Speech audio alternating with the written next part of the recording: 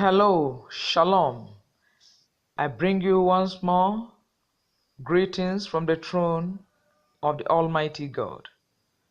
I am the Revolutionist, Apostle Leticia Maxwell Ngoy.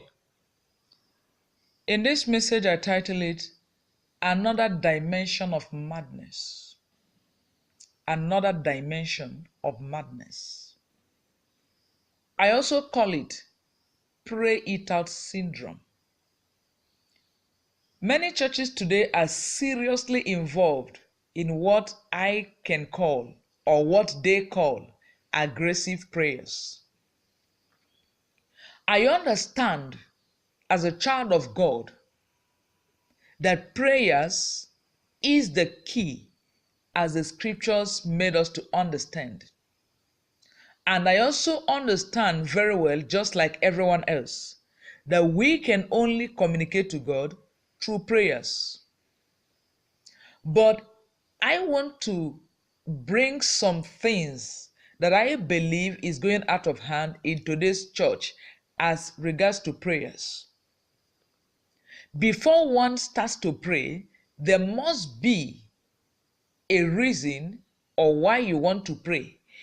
Even prayer, as it should be our life, a way of life to us, there must be understanding as what we want to address, what we intend to address before we begin to pray. We have prayers like prayers of supplication, meditation, warfare, and others. We also have a time of seeking God's face, a time of sober reflection, and a time we just need to be quiet before God, even without saying anything. Just lie down in His presence and just get lost in the Spirit in His presence. But unfortunately, the preachers, the church, is no longer teaching the people or making them to understand the foundation of prayers or what we should do in a place of prayers. But rather what I see was that prayers became who is going to shout the loudest. And sometimes in some churches, during the time of prayers, you see even the preacher or some members shouting uncontrollably and you don't know what they're saying. Some are just shouting so that their voice could be heard the loudest. Many churches today are competing with one another on who make the loudest noise in the environment. That becomes a yardstick that Christians today have begun to use to judge aggressive prayers. And such prayers, when you look at it, it lacks substance. It lacks spirituality. It lacks concentration. Because those who are praying are just noisemakers. In prayers of today, what the preachers have told us is to raise your voice and shout it, even without a target. Many have resorted in killing the devil, shouting in the church on top of their voices, barking at demons, killing Satan. And when they are through with Satan, they turn around with the same voice, with the same tune, and begin to bark at God. When I look at it, it doesn't really make sense. There should be a tune we use when we talk to God. There should be a tune we use when we address the devil. If you begin to address God with the same tune, with the same voice, with the same aggression that you have just used on the devil, and the same thing you turn over to the Lord. Is that not madness? I want you to imagine when your child walk into your house or walk up to you and begin to shout at you in the name of demanding for what rightly belongs to him or her. How do you feel? I want us to note something here. God is not just God. He is also a father.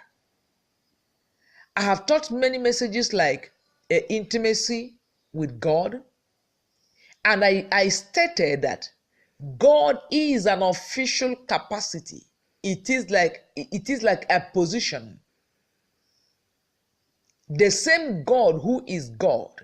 In fact, there are some people that their relationship is God with God is that just God is God. But there are some people whom God have become their father. These are two different things. Because if you know how a child relates with a father or a parent, and you decide to develop such relationship with God, then you would learn that there is an approach to God. There is a way to learn to speak to God. Even the apostles, they got to a time in the book of Luke chapter 11 verse 1, when the Lord finished praying and he came down, one of them said to the Lord, "Teach us how to pray. Tell us how to pray." They didn't just begin to shout and speak to God. The Lord taught them how to pray. I remember some time ago, few years back, I prayed and prayed. In fact, I pray a lot. It got a time. In fact, to myself, I was doing very good.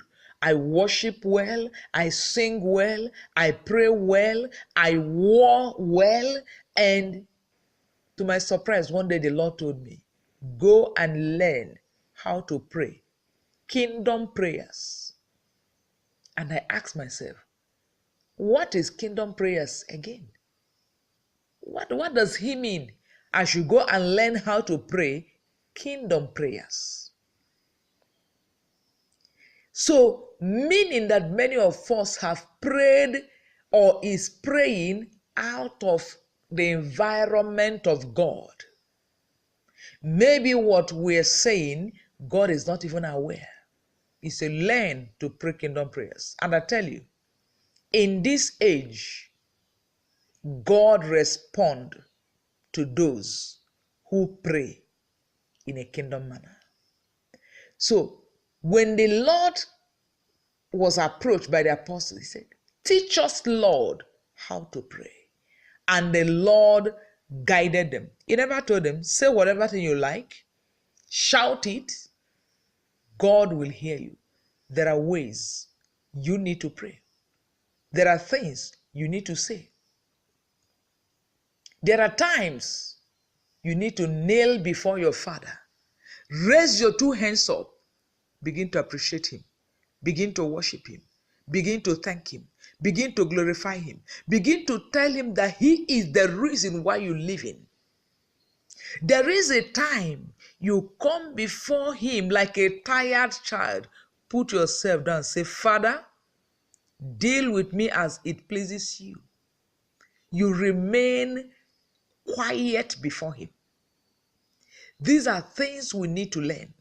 We need to go back to the scriptures and study the prayer life of those men who have been there before us and find out how they prayed, that they gained God's confidence, that God responded to them.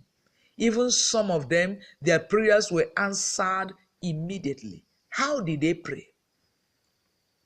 Was it like this noise all over the church everywhere? Where some people, the spirit of jealousy and malice and the strife have entered them and they are shouting in the name of prayers? Is that what you call prayers? People no longer know that there is a time for meditation.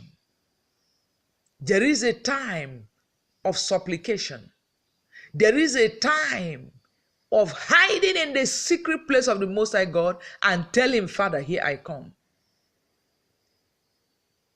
There's no time again in a church you come, you see a whole church in sober mood before the Lord. No, every church is shouting. Because by our judgment today, the church that kills the highest demons are the reigning church and the most powerful.